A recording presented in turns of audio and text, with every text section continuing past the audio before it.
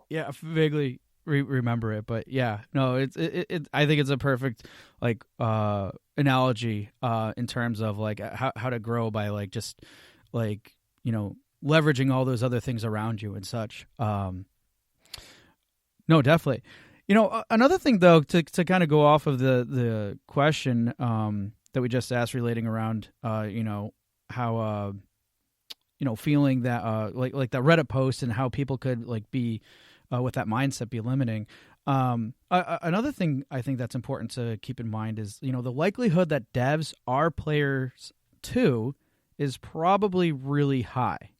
So how do you think that building a community that consists of both players and devs can be beneficial for your game, opposed to just focusing on players?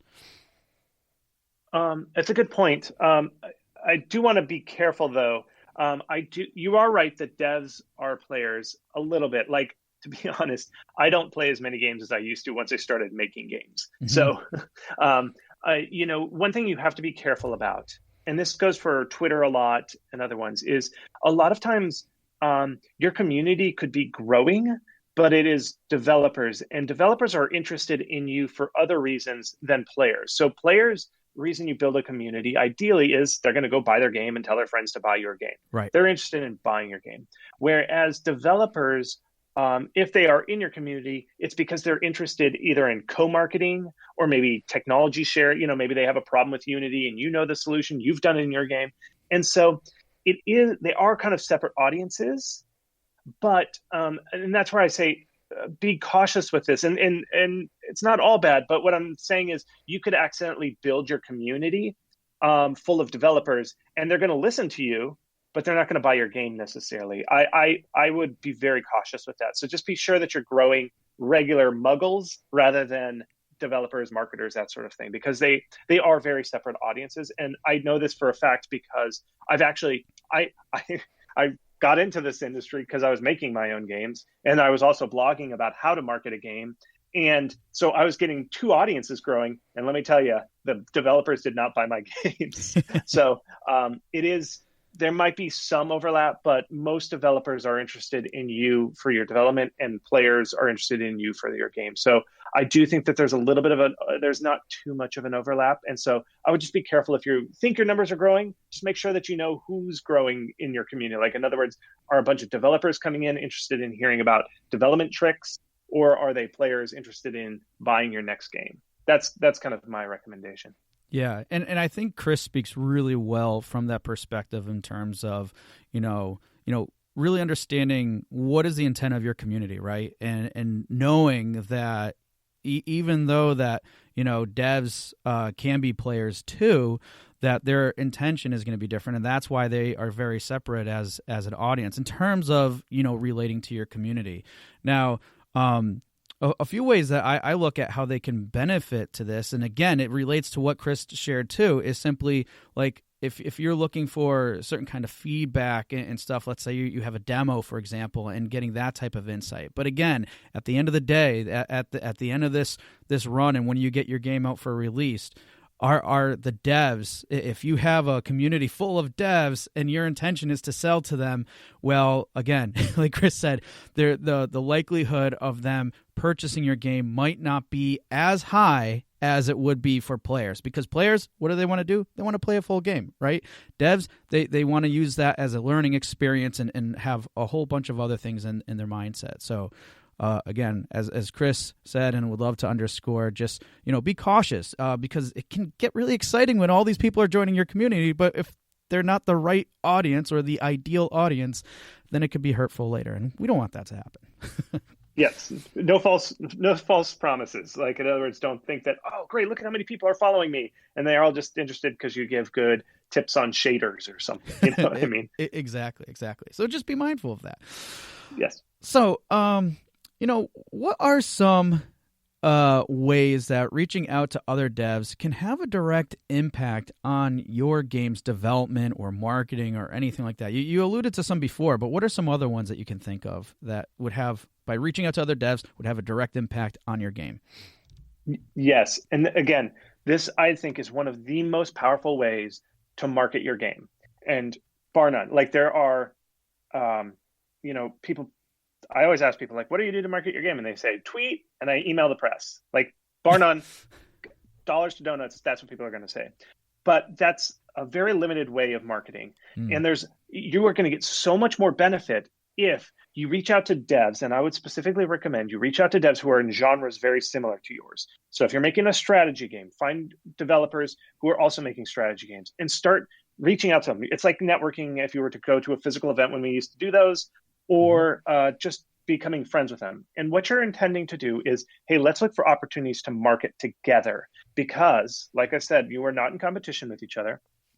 What you can do is, there are several opportunities. Now, one of them is, if we ever get back to physical shows, booth space is very expensive. But if you have a game that's very similar to yours, similar audience, you can split the cost of the booth, and you just split it down the middle and say, you take this side, I take this side, and we're going to show our game together. It's half as much. You don't physically need as much physical space. You just need to be there at the show. So there are opportunity costs like that, opportunities to reduce costs like that. Also, same thing. If you're going to a show, you could split the cost of a hotel room, and you just both sit in there, and you're in a hotel room, and then you don't have to pay for a whole room just for yourself. There's those kind of like just shared benefits. You could do things like, if you're trying to buy a class, like a GDC ticket, for an online streaming to watch some of those old GDC talks, split the cost, share the login. Don't tell GDC I told you that. But there are those kind of like cost savings. That's one. Another one are co-marketing opportunities. Like, for instance, I always link to this. If you read an article that there's an article I wrote called I Come in Peace. Just Google how to market a game, I Come in Peace. And I'll give Andrew the link to it. And it'll be in the show notes.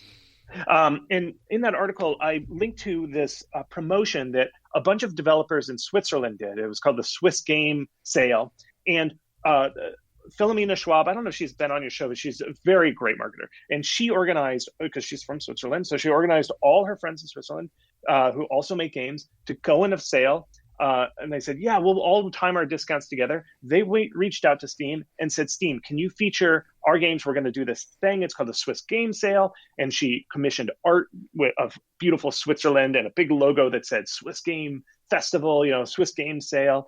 And then Steam was like, that's awesome. What a great idea. We'll feature you. So because she worked with devs in her community, she was able to get into higher tiers of Steam. Because if you just go to Steam and say, I'd like a whole page just for my game, and they're like, who the hell are you? But because she rounded up a bunch of games that are very similar to her, she was able to promote with them, and they featured her and her community. So, and when I say community, I mean community of devs. So other games made by developers in Switzerland, and you can find a link. It still exists. You can just Google like Swiss Steam Sale, and you'll find it still exists. And there are all these games made by the Swiss. And so those are kind of those promotional opportunities where basically we are so small. Indies are so tiny, but if you can market together, you can make your size bigger. Just kind of like if you're like three little kids and you want to drink at the bar, don't do this. But that old cartoon where they like stand on each other's shoulders and then put a jacket around themselves and sunglasses and a hat. It looks like it's an adult man, and then you can get a drink at the bar. That's essentially what you're doing, because we indies are so small that's when you have to do those opportunities. So those are some examples of those co-marketing efforts where it's just you're pooling your resources as being so small with each other to market. The third one was kind of one that I alluded to earlier, which is cross promotion. So you maybe have 500 followers on Twitter, and your friend or maybe not your friend, maybe you think they're your enemy, but they're making a game very similar to yours. They have 500 followers. You know what? Reach out to that person who has 500 followers making a game very similar to yours and say, hey, let's cross promote each other's game. I mentioned your game, you mentioned my game. We'll both do it on a Thursday, and then we'll link to each other's game and each other's Twitter accounts. And then you cross promote, and then a portion of them, because it's Twitter, it doesn't get that high of a click through rate, but it happens.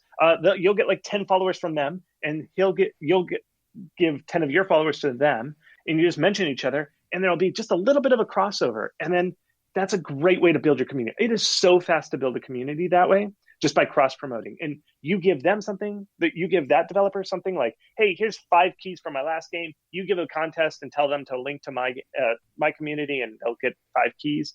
The same deal. You give away 5 keys from their game and say, hey, go join this community. And the first 5 who go over to that community, I'll give keys away. Something like that. But those cross promotion things grow your audience super fast. So I highly recommend those. Just to recap, split costs by sharing resources like going to shows and splitting the cost of shows.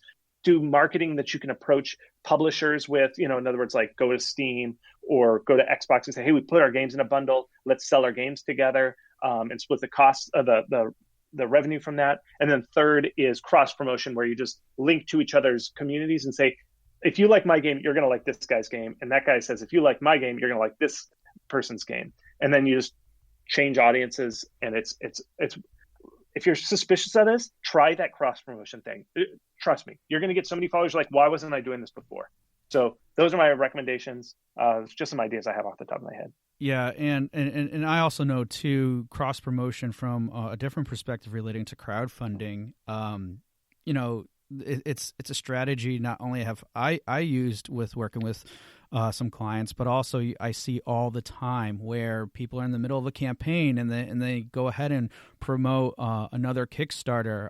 Again, they try to find something that's relatively similar to their game or similar, let's say, audience in general, even though the product might be different.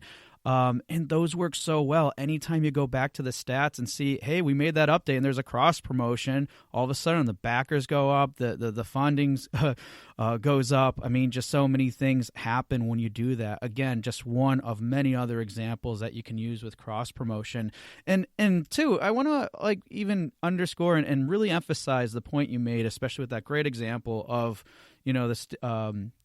this person who approached Steam and said, hey, look, I want to have that page of just Swiss games or whatever, because it's like that. It just makes so much sense to do that. And like you said, do you think you and your small little indie studio could go to Steam and I mean, you could have, I think, any type of pitch ever.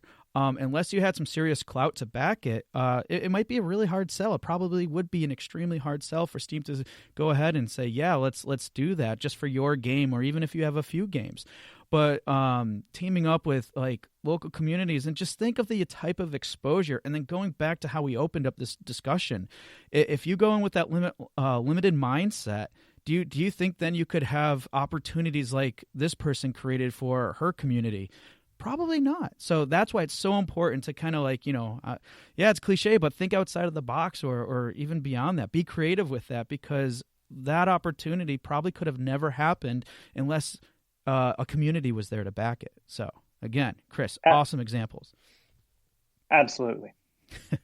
All right. Well, I want to shift this a little bit too, because we talked about, a lot of the benefits that can come with from the community themselves and ways to do that, right?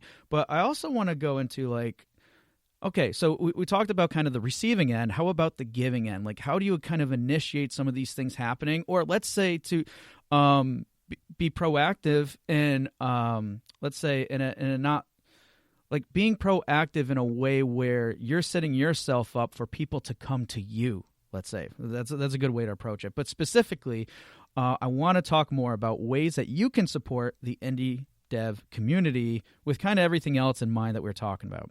So, yep. Oh, nope. Sorry to cut you off. I thought the question was ready. Oh, sorry. Nope. I'm slowly getting there. So, but okay. to kind of before we really get into this and before people, go out there and start supporting their dev community, would you say, can it be helpful to plan and determine your intent starting out, especially from a business perspective? I think planning always helps. But I'd set a timer, plan for 1 hour, just ideate, think of everything. Don't over plan though, because if you plan too much, you're never going to act. Exactly. So action is always better. So I would maybe come up with, set a timer for 30 minutes, write down as many ideas as you can. And I would consider that planning, and think of things that are similar to your game. Like, oh, this game is similar to mine. Oh, I saw this opportunity. We could try that. I would set that. But if you're asking how do we, what are beneficial ways that maybe you as a person can help give back? I say the best way, and this is actually how I got started in this industry. I started making my own indie game, and I'm just a small guy. I just had made my first game. I still would write articles and say,